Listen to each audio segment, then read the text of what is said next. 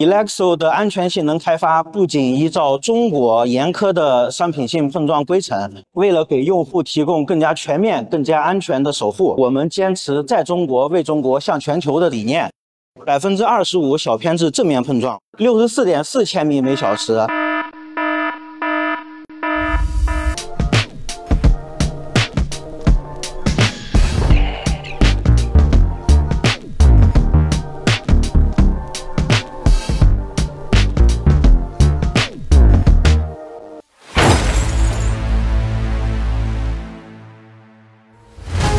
模拟的是现实中最危险的一类事故。可以看到 Elexo 在这样一次激烈的碰撞下，我们可以把乘客的伤害控制在一个非常低的一个水平，并且还有非常多的余量。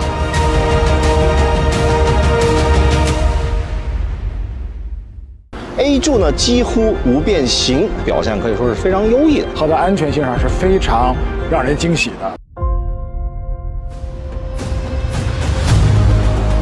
Elexo 在32千米每小时下进行的侧面柱碰撞的一个实验。